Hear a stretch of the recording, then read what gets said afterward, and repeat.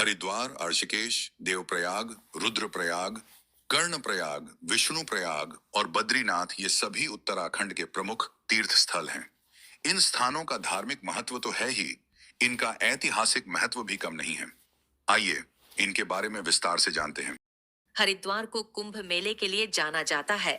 मान्यता है कि यहाँ भगवान विष्णु ने अपने चक्र से समुद्र मंथन के दौरान निकले अमृत की 4 बूंदें गिराई थीं। हरिद्वार को ऋषियों का तपोभूमि भी माना जाता है। यहाँ कई ऋषि मुनियों ने तपस्या की थी। ऋषिकेश को योग और ध्यान का केंद्र माना जाता है। यहाँ कई योग आश्रम हैं।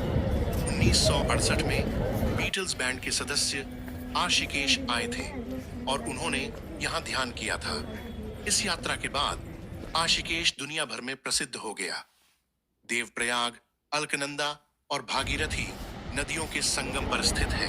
देवप्रयाग का पौराणिक महत्व भी है। मान्यता है कि यहाँ देवताओं ने अमृत को पिया था।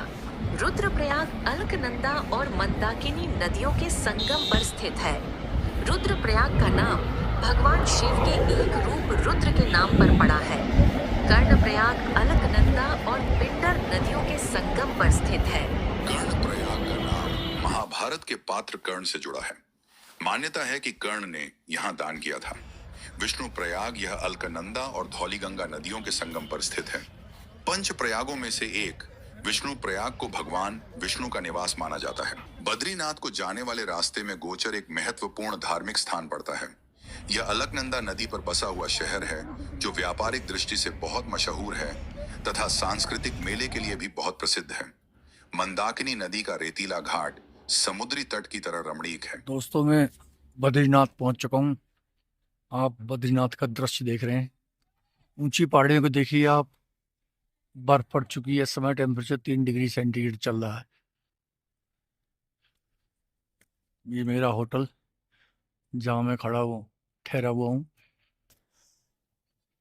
बहुत खुला मैदान, खुली जगह है। ये स्थान सरोवर की स्थान है। बद्रीनाथ मंदिर जाना यहाँ से लगभग 300-400 मीटर दूर है। चलिए, मैं आपको,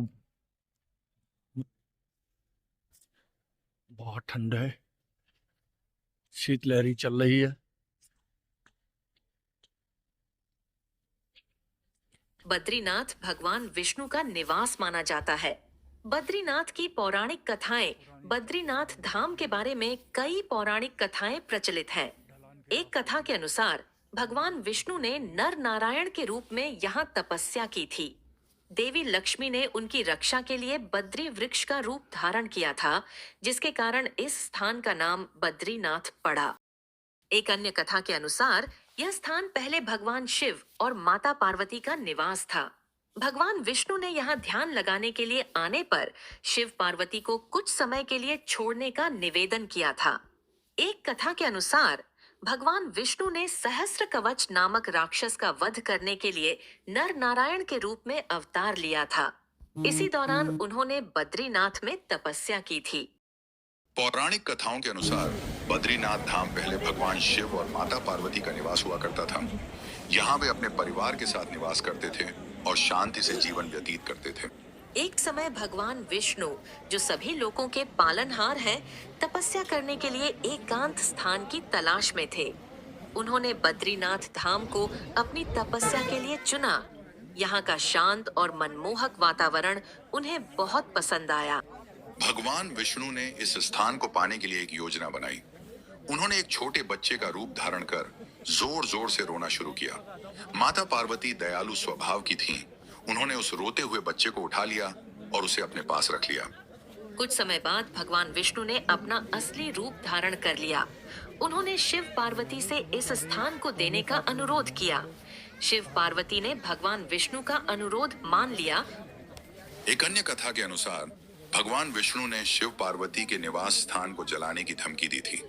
शिव पार्वती ने इस स्थान को बचाने के लिए इसे छोड़ दिया और केदारनाथ चले गए।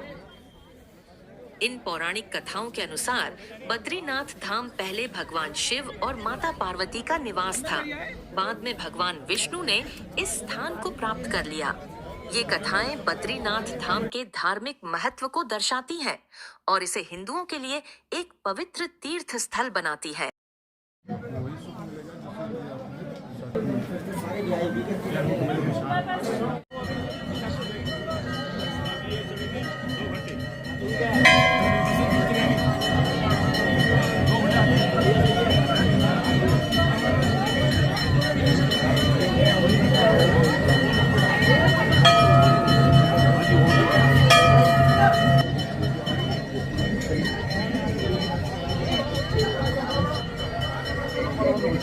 बद्रीनाथ धाम के कपाट बंद होने के समय भगवान बद्री विशाल की पूजा एक बहुत ही विस्तृत और पवित्र अनुष्ठान के साथ की जाती है। इस दौरान कई धार्मिक रीति रिवाजों का पालन किया जाता है। यहाँ कुछ प्रमुख बिंदु हैं जो कपाट बंद होने के समय की पूजा को दर्शाते हैं। सबसे पहले भगवान बद्री विशाल का विशेष श्रृंगार किया जाता है। उन्हें विभिन्न प्रकार के फूलों और आभूषणों से सजाया जाता है। श्रृंगार के बाद भगवान का पंचामृत से अभिषेक किया जाता है। पंचामृत में दूध, दही, घी, शहद और चीनी होती है। 7:30 बजे हैं, टेम्परेचर 2- में चल रहा है।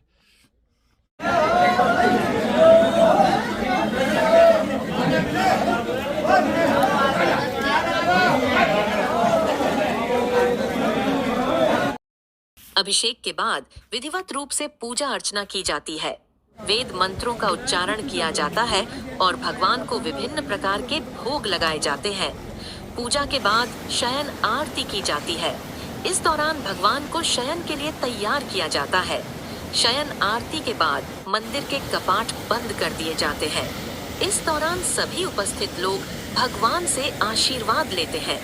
कपाट बंद होने के बाद भगवान बद्री विशाल की मूर्ति को जोशी मठ लाया जाता है, जहां नरसिंह मंदिर में उनकी पूजा की जाती है। शीतकाल में भी पूजा अर्चना का सिलसिला लगातार चलता रहता है। कपाट बंद होने का समय भक्तों के लिए एक भावुक पल होता है। इस दौरान वे भगवान से अगले वर्ष फिर से दर्शन देने की प्रार्थना करते हैं। ये एक पारंपरिक अनुष्ठान है जो सदियों से चला आ रहा है और हिमालयी क्षेत्र की संस्कृति का एक अभिन्न अंग है। पवन मंद सुगंध शीतल हेम मंदिर शोभितम् निकट गंगा बहत निर्मल बद्रीनाथ विश्वम्भरम्। पवन मंद सुगंध शीतल हेम मंदिर शोभितम् निकट गंगा बहत निर्मल बद्रीनाथ विश्वम्भरम्। श्री बद्रीनाथ विश्वम्भरम्। शेष सुमिरन करत निश दिन ध्यान धरत महेश्वरम्। वेद ब्रह्मा करत स्तुति श्री बद्रीनाथ विश्वम्भरम्। शेष सुमिरन